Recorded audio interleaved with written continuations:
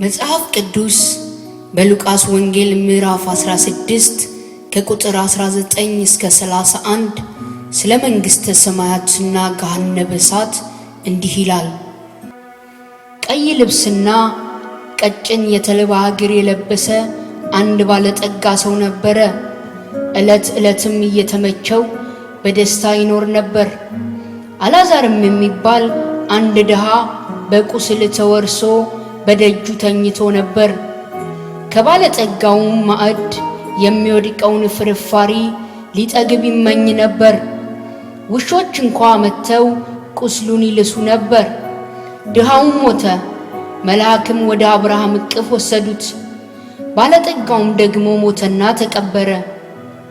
በሲኦልም በስቃይ ሳለ አሸቅቦ አብርሃምን በሩቅ አየ፣ አልዓዛርንም በእቅፉ።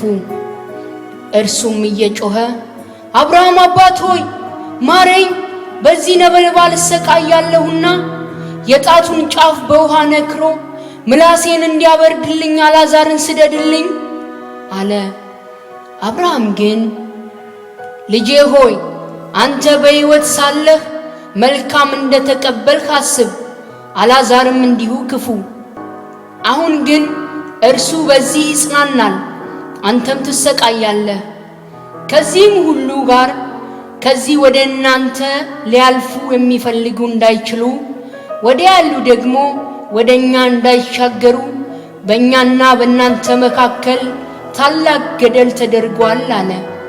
እርሱም እንኪያስ አባት ሆይ ወደ አባቴ ቤት እንድትሰደው ለምንሃለሁ፣ 5 ወንድሞች አሉኝና እነርሱም ደግሞ ወደዚህ የስቃይ ስፍራ እንዳይመጡ ይመስክርላቸው አለ።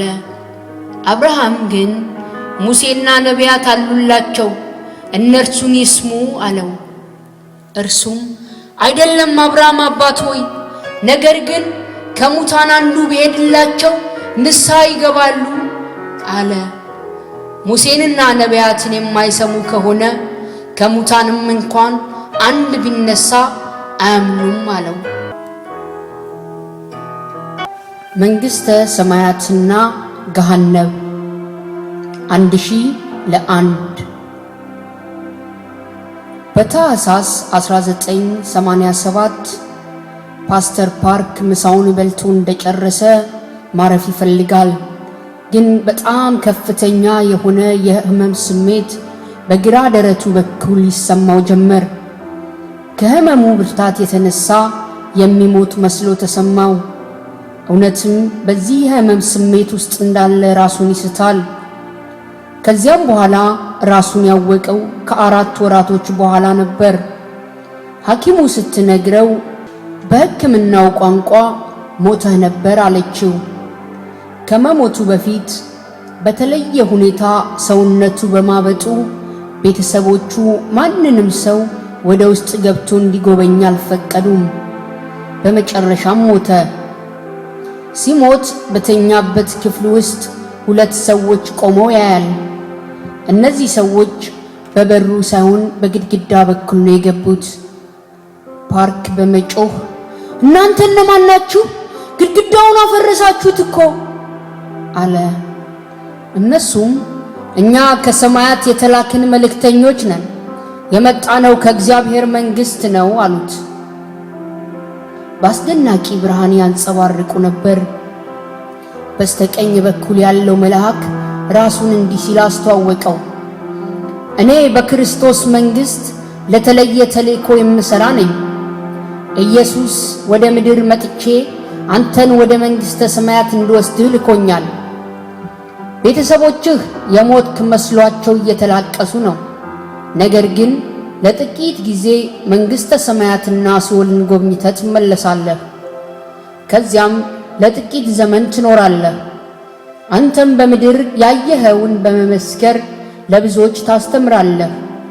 ስለዚህ ይህን ተልእኮ ለመፈጸም እንዳንዘገይ ተነግሮናል። ከዘገየን የተዘጋጀልን ተልእኮ ማየት አትችልም አለው። በግራ በኩል የቆመው መላእክት ደግሞ እንዲህ ሲል ራሱን አስተዋወቀ። እኔ ልክ ስትወለድ ጀምሮ እስክትሞት ድረስ ካንተ ጋር እንድሆን የተመደብኩ መልአክህ ነኝ አለ። ይህን በተናገረ ሰዓት ምን ማለት እንደነበረ ለፓርክ አልገባውም ነበር። አሁን ግን ተረድቷል። በምድር በሚኖርበት ጊዜ ሁሉ ለሱ የተመደበለት መልአክ እንደሆነ።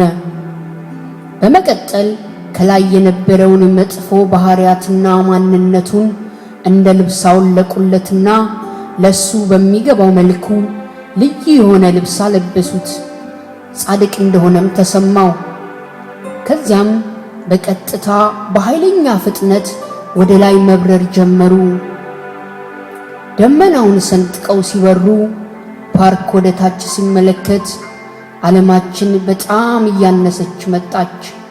ከጥቂት ጉዞ በኋላ በወርቅ ብቻ የተሰራ የሚመስል በአይን ታይቶ የማይጨረስ ረጅም መንገድ ላይ ደረሱ። መንገዱ በታላቅ ብርሃን ተሞልቷል። ለዓይን ያስቸግራል። ፓርክ ይህ ቦታ ምንድነው? ደማቁስ ብርሃን ከወዴት ነው የሚመጣው? ብሎ ጠየቃቸው። እነሱም ሲመልሱ ከመንግሥተ ሰማያት ነው አሉ። በሚያየው ነገር ተደንቆ ሳይጨርስ ብዙ ሰዎች ነጫጭ ልብስ የለበሱ ወዲያና ወዲህ እየተንቀሳቀሱና እየበረሩ በማየቱ እንደገና እነዚህ ምንድናቸው ብሎ ጠየቀ። መላእክቱም እነዚህ በምድር ሳሉ ጌታን በፍጹም ልባቸው ያመኑትና ይከተሉ የነበሩ በመንፈስ ቅዱስ ፍቃድ የኖሩና ያገለገሉ ሰዎች ናቸው። ስጋቸው በምድር ተቀብሯል፣ ነፍሳቸው ግን በዚህ ሐሴት ያደርጋል። ሌላኛው መልአክ በመቀጠል 12 በሮች በመንግሥተ ሰማይ አሉ። አንድ ነፍስ ወደ መንግሥተ ሰማይ ሲገባ አንዱ ደጅ ይከፈታል አለ። እነ ፓርክ የቆሙበት በደቡብ አቅጣጫ ያለው በር አለመከፈቱን ያስተዋለው ፓርክ አጠገቡ ላለው መልአክ ታዲያ ይሄ በር ለምን አልተከፈተም ብሎ ጠየቀው። እሱም አንተ የመንግሥተ ሰማያት ዝማሬ ስላልጀመርክ ነው ሲል መለሰለት። ፓርክ አንተ የእግዚአብሔር መልአክ፣ እኔ በምድር እያለሁ እንኳን በፍጹም መዝሙር የማይሆንልኝ በዚያ ላይ ኃጢአተኛና ለዝማሬ ኩሩ ሰው ነበርኩ። እንዴት ይሄን የመሰለ ሰማያዊ ዝማሬ እችላለሁ? ደግሞ ይሄን የመሰለ ደስ የሚል መዝሙር ከዚህ በፊት ሰምቼ አላውቅም ሲል መልአኩ ልክ ነህ፣ በምድር እያለ ከሀብትና ክብር የተነሳ ለዝማሬ የምትኮራ ሰው ነበርክ። አሁን ግን ራስን ላምልኮ ዝማሬው አዘጋጅ በማለት መላእክቶቹ መዘመር ጀመሩ። እሱም ከነሱ ጋር መዘመር ሲጀምር ልክ ድሮ የሚያውቀው ይመስል በትክክል ዘመረ። በዚህ ጊዜ ደጁ ተከፍቶ ገቡ። ወደ ውስጥ እየዘለቁ ሲሄዱ ያየውን ነገር በፍጹም ማብራራት አይችልም። ምክንያቱም ሰማያዊን ነገር በምድራዊ ቋንቋ መግለጽ ስለሚከብድ። በዙሪያው የሚመለከተው ሁሉ አስደናቂ ስለሆነበት ፓርክ ድምፁን ከፍ አድርጎ ጌታ ሆይ በጣም አመሰግንሃለሁ፣ እንዲህ አይነት ስፍራ ስላመጣኸኝ፣ ትዕቢተኛና ኃጢአተኛ ነው ብለህ ስላልከለከልከኝም አመሰግንሃለሁ እያለ ሲያመሰግን የጌታን ድምፅ መስማት ጀመረ። በጣም የምወድስ ፓስተር ፓርክ ዩአንጊዮ፣ ረጅሙን ጉዞ ተጉዘ መጥተሃል፣ እንኳን ደህና መጣህ። ይህም ብሎ ሲለው ድምፁ ሊገልጸው የማይችለው ፍጹም ርኅራኄ ስሜት ውስጥ ከተተው። ፓርክ የሚመልሰው ነገር ስላጣ ማልቀስ ፈለገ። ከዛም ጌታ ሆይ ከማለቱ አንደኛው መልአክ ከ20 ዓመት በላይ ፓስተር ነበርክ፣ ቃሉን በደንብ አላነበብክምን? በሰማይም ባይለም ሐዘንም የሚለውን እባክህ አቁም አለው። ለነገሩ እሱም በፍጹም ማልቀስ አልቻለም ነበር። ከዚያም ጌታ ለፓርክ 5 ጥያቄዎችን አቀረበለት። ቃሌን ለማንበብ ምን ያህል ጊዜ ታጠፋ ነበር? ለምን ያህል ሰዎች የኔን አዳኝነት መስክረሃል? መባና አስራትህን ትሰጥ ነበር? ለጸሎት ምን ያህል ጊዜ ትወስድ ነበር? ለመጨረሻው ጥያቄ ፓርክ መልስ መስጠት አልቻለም። ጌታም እንዲህ ብሎ ገሰጸው። የትልቅ ቤተክርስቲያን መሪና ፓስተር ስትሆን በጸሎትህ በጣም ሰነፍ ሆንክ። የሥራ ጫናህና በብዙ ነገሮች መወጠርህ ለኔ ምክንያት አይሆንም። ይህን ሲሰማ ፓርክ እዛው ባለበት ንስሐ መግባት ጀመረ። ጌታም ቀጥሎ እንዲህ አለው። መላእክቶቼ በመንግስቴና በሲኦል ያሉትን ነገሮች ያስጎበኙሃል። ማየት የፈለግከውን ያህል አይተህ ስትጨርስ ያየኸውን ልትመሰክር ወደ ምድር ትመለሳለህ። ይህን ሁሉ ሲናገረው ፓርክ የጌታን የፊቱን ገጽታ እንዲያየው አላደረግም። ከዛም የሚያስጎበኙት መላእክቱ በመጀመሪያ 3 የተለያዩ ስፍራዎችን አስጎበኙት። ቅድሚያ በጣም ብዙ ሕፃናት ልጆች ተሰብስበው የሚኖሩበትን ቦታ አሳዩት። ሁለተኛው ብዙ ታላላቅ አዋቂ ሰዎች ያሉበት ስፍራ ነው። ሶስተኛው ስፍራ ልክ እንደ ተሸማቀቀና እንዳፈረ ዝም ብለው የተሰበሰቡ የሰዎችን ነፍስ ያለበት ነው። እነዚህ ሰዎች መንግሥተ ሰማያት እንዳሉ አይደለም፣ ምን እንደሆነ በማይታወቅ እፍረት ውስጥ ግን እንዳሉ ያስታውቃል። ፓርክ ባየው ነገር የተነሳ እንዲህ የሚል ጥያቄ አቀረበ። ሕፃናቱ ነፍስ አላቸው፣ ግን ለምን በሰማይ የግል ቤት የላቸውም? በዚህ ሰዓት መልአኩ እናንተ በሰማይ የሚኖራችሁ ቤት ነገሩ ልክ በምድር እንዳለው ምሳሌነት አለው። ቤት ስትሰሩ የምትጠቀሙባቸው ቁሳቁሶች አሏችሁ። በዚህም አምላካችሁ በሚሰራላችሁ ቤት የሚያስፈልግ ነገር አለ። ይህ ምንድነው? አንድ ሰው በቤተ ክርስቲያኑ ጌታን ሲያገለግልና በሚሄድበት አካሄዱ ኑሮ ልክ የቤቱ መስሪያው ይሟላለታል። በዚህ ጊዜ ቤቱ ይታነጽለታል። እንደምታዩት ሕፃናት ልጆች ለኃላፊነት ዕድሜያቸው ብቁ አልነበረም። ስለዚህ በምድር እያሉ አምላካቸውን ለማገልገልና ባላቸው እምነት ለመጓዝ ዕድሜያቸው አጭር ነበር።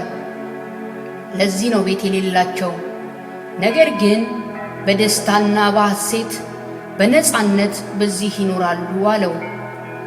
ፓርክ ጥያቄውን በመቀጠል ታዲያ ጥሩ ሕንፃ ለመገንባት በምድር ላይ ውድ የሆኑ ቁሳቁሶችን እንደምጠቀም በሰማይ የሚኖረኝ ቤት ትልቅ እንዲሆን ምን አይነት ሕይወትና አገልግሎት ነው የሚጠበቅብኝ ሲል ጠየቀ። 7 ነገሮች ያስፈልጋሉ። አንደኛ በግልህና በህብረት የምታደርገው የአምልኮና የምስጋና ሕይወት ነው። ሁለተኛ የእግዚአብሔርን ቃል ለማንበብ የምትሰጠው ጊዜ ነው። ሶስተኛ በጸሎት የምታሳልፈው የጊዜ ሁኔታ። አራተኛ ወንጌልን ለሰዎች የምትመሰክርበት ሕይወት። አምስተኛ ለጌታ ሥራው መባህን የምትሰጥበት። ስድስተኛ አስራትህን በታማኝነት የመስጠት ሕይወት። ሰባተኛ በቤተ ክርስቲያን ለአገልግሎት የምታሳልፈው ጊዜ ነው። እንግዲህ እነዚህን የመሳሰሉ ናቸው በሰማይ ላለው ቤትህ ግብዓት የሚሆንልህ። ከነዚህ ውስጥ ባጎደልክ ጊዜ በሰማይ ያለው ቤትህ የመስሪያ እጥረት እንደደረሰበት ወቅ። ጥቂት የማይባሉ ቤት የሌላቸው ሰዎች ያየኸው ለዚህ ነው። ከዚህ በኋላ ካሉበት ተነስተው እየተጓዙ ሌላኛው መልአክ ባየኸው ነገር ምን ተሰማህ ብሎ ፓርክን ጠየቀው። እሱም ሲመልስ እኔ ከዚህ በኋላ በምኖረው ጥቂት ዘመን ጌታን በሙሉ ኃይሌ ላገለግለው ወስኛለሁ። መልአኩም መልሶ ጌታችን እንዲህ ይልሃል፣ ከዚህ ስትመለስ ያየኸውን ለሁሉ ሰው መስክር። ሁለተኛው ደግሞ ዋጋ ከሰው ሳይሆን ከኔ ትቀበላለህ። ያኔ ያማረና ትልቅ መኖሪያ ሰርቼ እጠብቅሃለሁ ይልሃል አለው።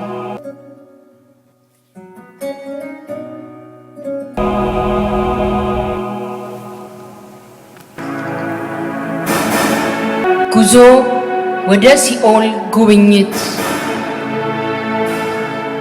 አቤት! ይህ ስፍራ ለሰይጣንና ለመላእክቱ የተመደበላቸው የተረገመ ስፍራ ነው እያለ ስፍራውን ሲያየው ፓርክ አሁን ከምንኖርበት ምድራችን ሺህ ጊዜ ሰፊና በአይን እንኳን ታይቶ የማይጨረስ ሆነበት። ግማሹ ስፍራ በጣም ቀይ የሆነ ቀለም ይመስላል፣ ግማሹ ደግሞ በጣም ጠቆር ያለ ጨለማና አስፈሪ ስፍራ ነው። ለሚያስጎበኘው መላእክት ለምን ግማሹ ቀይ ሆነ? ሌላኛው ስፍራ ለምን ድብን ያለ ድቅድቅ ጨለማ ሆነ ብሎ ጠየቃቸው። እነሱም አዎ እንደምታየው ልክ እንደ እሳተ ገሞራ የሚነደው ድቅድቅ ጨለማ ነፍሳቸው ለቅጣት የምትሰጥባቸው የመጨረሻው ስፍራ ነው አሉት። እንደምታውቀው በምድር ላይ ብዙ ቤተክርስቲያን የሚሄዱ ሰዎች አሉ። ብዙዎቹ ቤተክርስቲያን ይመላለሱ እንጂ እውነተኛ አማኞችና በክርስቶስ የዳኑ አይደሉም። ስለዚህ በምድር እንደምታውቀውና እንደምታያቸው አምላካችን አያቸውም። እውነተኛ አማኝ የሞተለትን ጌታ የሚያውቅና ስለ ሞተለት ጌታ በሕይወት ዘመኑ ሁሉ ለሌሎች የሚመሰክርና ለጌታው ክብር በሁሉም አቅጣጫ እንደ ቃሉ ይኖርለታል። በምድር ያሉ ብዙ ቤተክርስቲያኖች በሲኦል መኖር አያምኑም። እውነተኛ ቤተክርስቲያን ግን በሲኦልና በመንግሥተ ሰማያት ታምናለች። ከዚህ የተነሳ በኃጢአት እንደፈለጉ ይኖራሉ። እዚህ ስፍራ የምታየው ሁሉ በመንግሥተ ሰማይ ያየኸው የአምላካችን የእግዚአብሔር ሌላኛው የምህረቱ ተቃራኒ ወይም ሌላኛው የባህሪው ገጽታ ነው። አንድ ሰው ወደ መንግሥተ ሰማያት ሲገባ 1000 ሰው በየጊዜው ወደዚህ ስፍራ ይገባል። ይህ ስፍራ ሰዎች በምድር ላይ የተሰጣቸውን የአምላካቸውን ጸጋ ያጣጣሉና የናቁ ነፍሶች መጣያ ነው። የመንግሥተ ሰማይና የሲኦል ሁኔታ ሲታይ 1000 ለ1 ነው አሉት። ይህን እውነት ካየ በኋላ ፓርክ እንዲህ ይላል። ፓስተር ነኝ። በኮሪያ በታወቀ አንድ የመጽሐፍ ቅዱስ ኮሌጅ ተመርቄያለሁ። ስለዚህ በጣም ታዋቂ ተናጋሪና ሰባኪ የሚመደብ ሰው ነኝ።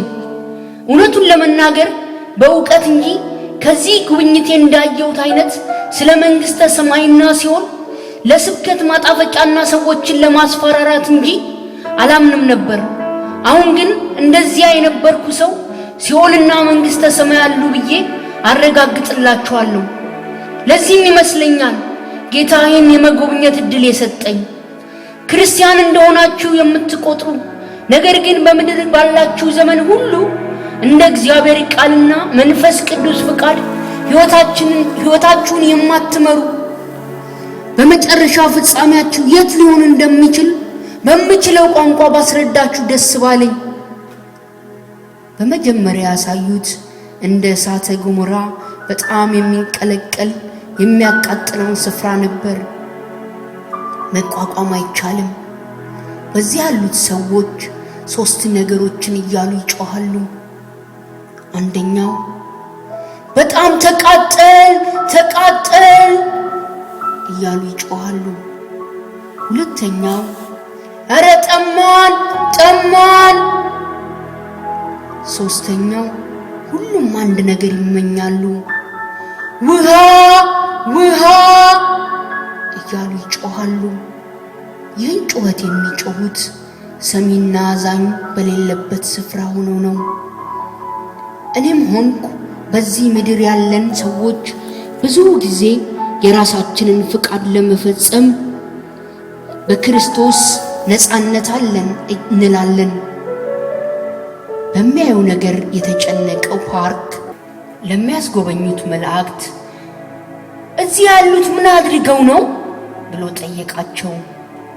እነሱም እነዚህ የመጀመሪያዎቹ የምታያቸው ጌታችን በመስቀል ላይ የከፈለላቸውን ያንን ታላቅ ዋጋ ያቃለሉና ያልተቀበሉ የተሰጣቸውንም ምሕረት ያጣጣሉና ያላመኑበት ናቸው።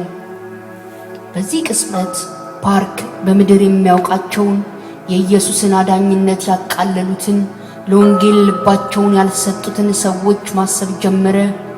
ያንን እያሰበ እባካችሁ የቻልነውን ያህል ወንጌል እንንገራቸው፣ በጣም አስፈሪና በቃላት ሊገልጽ የማልችለው ስፍራ ነው ይላል። አስጎብኚዎቹ ቀጥለው እንዲህ አሉት። እነዚህ ሁለተኞቹ ደግሞ በክርስቶስ እናምናለን የሚሉ ናቸው። ከዚህ ውስጥ ፓርክ የሚያውቃቸውን አገልጋዮች በማየቱ እንዴ እነዚህ እዚህ ምን ያደርጋሉ? ታማኝ አገልጋዮች ነበሩ እኮ እያለ ይጠይቃል። መላእክቱም ፓርክ ሰው ውጭውን ያያል፣ እግዚአብሔር ግን ልብን ነው የሚያየው፣ እንዳዳኛቸው ፍቃድ አልኖሩም፣ የቃል እንጂ የተግባር ሰዎች አልነበሩም ብለው መለሱለት። ከዚያም ፓርክ ጌታ ሆይ ጌታ ሆይ የሚለኝ ሁሉ መንግሥተ ሰማያት አይገባም የሚለውን ቃል ታወሰው። እዛ ቦታ እንዳሉ እጅ የሚመስል ነገር አንዳንዶቹን ሰዎች እያለፈ በመሄድ ሆዳቸው ውስጥ የሆነ ዕቃ እንደሚፈልግ ሰው እጁን እየከተተ ያሰቃያቸዋል። ሰዎቹም እጁን ለመሸሽ ይፈልጋሉ፣ ግን አይችሉም። እጁን ሲከትባቸው በጣም ይሰቃያሉ። ይህን በተደጋጋሚ ያደርግባቸዋል። ፓርክ ለምንድነው እንዲህ የሚሰቃዩት ብሎ ጠየቀ። አንደኛው መልአክ እንዲህ ሲል መለሰለት፣ እነዚህ በምድር በብዙ ሀብትና ባለጠግነት የተትረፈረፈ ሕይወት ነበራቸው። ነገር ግን በጣም ስግብግቦች ከመሆናቸው የተነሳ የብዙ ሰዎችና የተቸገሩ ዕዳ አለባቸው። በቅርበት የሚያውቋቸውን ዘመዶቻቸውን እንኳን ሳይቀር መርዳት አይፈልጉም ነበር። ዘመናቸውን ያሳለፉት በስስት ስለነበር ዛሬ በምድር ሳሉ የወዱት የነበረውን ሆዳምነታቸውን እየተቀጡት ነው ሲል መለሰለት። ሊያስጎበኙት የተመደቡለት መላእክቶች ለፓርክ ማየት ያለበትን ሁሉ አሳዩት። ከዚህም የተነሳ ነው ይላል ፓርክ፣ በጌታ ምሕረት ጤንነቴ ሲመለስ የሰበሰብኳቸውን ሀብትና ንብረት በሙሉ ሸጬ ብዙ ዕዳዎችን ሳኖር የነበረውና በታማኝነት ጌታ የሰጠኝን ሀብት ለቤቱ ሥራ መዋል የጀመርኩት። እኔም ሳላውቀው ስግብግብና የራሴን ምቾት ብቻ የምወድ ሰው ነበርኩ። ወገኖቼ ሆይ እንደ ሲኦል አስቀያሚ የከፋ ስፍራ የለም። አንድ ነገር ታውቃላችሁ፣ አንድ ቀን መሞታችን አይቀርም። ያ ቀን መቼ እንደሆነ ደግሞ እኛ እናውቀው። ስለዚህ ባካችሁ እስካሁን ከገለጽኩላችሁ ሕይወት አካሄድ ውስጥ ካላችሁ ለሌላ ጊዜ ቀጠሮ አትስጡ። አሁኑኑ በንስሐ ወደ አምላካችሁ ቀርቡና ያየሁት አስፈሪና ቀፋፊ በፍጹም ለእናንተ የሚገባችሁ ቦታ አይደለም። የሰው ልጅ በዚህ ውስጥ መሰቃየት የለበትም። ተጣላችሁ ታረቁ። የኢየሱስ ደም የፈሰሰላችሁ ለእናንተ ነው። ብዙ ሥራ የሚጠይቅ አልታዘዛችሁም። ንስሐ እየገባችሁ የቀድሞ መንገዳችሁን ቀይሩ። በከንፈሮቻችሁ ሰዎችን አትበድሉ። ነገሮች ከመክፋታቸው በፊት ይቅር ተባባሉ። እኔ ከ20 ዓመት በላይ አገልጋይና ፓስተር ሆኜ እስካሁን ለነገርኳችሁ የማላምንና በአገልግሎት የተሳካልኝ ኩሩና ትዕቢተኛ ሰው ነበርኩ። ዛሬ ግን እኔ ሕያው ምስክር ነኝ። ባካችሁ በአምላካችን ፊት በተቀደሰና በትክክለኛነት ተመላለሱ። እናንተን ለጥፋት በሚያመቻች ሕይወት ውስጥ አትሁኑ። እንደ ቃሉ ኑሩ። ጌታን ከሚወዱ ጋር ኅብረት አድርጉ። ጌታን ለማያውቁ እየመሰከራችሁ ጸልዩ። ሀብትና ዕውቀት ወይም አገልግሎት አያስጥላችሁ። የያዛችሁት እውነተኛ እምነት ግን ያስጥላችኋል። ከመዳናችሁ ያለፈ ለሽልማት የሚያበቃችሁን ሕይወት እየኖራችሁ ከዚህ ምድር ለፉ። በጸሎት ከአምላካችሁ ጋር የምትገናኙበትን ጊዜ አብዙ። በመባናው አስራታችሁ ታማኞች ሁኑ። ድሆችና የተቸገሩትን አስቡ። ደስ የሚያሰኛችሁን ሳይሆን እንደ ቃሉ የሆነ ሕይወት ኑሩ። ያኔ በሰማይ ያማረ መኖሪያ ይኖራችኋል። እኔ ያየሁትና መስክር የተባልኩትን አልኩ። የከበረ ከሁሉ የተሻለ የከበረ ከሁሉ የተሻለ ሰውነቴን ላንተ አቀርባለሁ ሰውነቴን ላንተ አቀርባለሁ እኔነቴን ላንተ አቀርባለሁ እኔነቴን ላንተ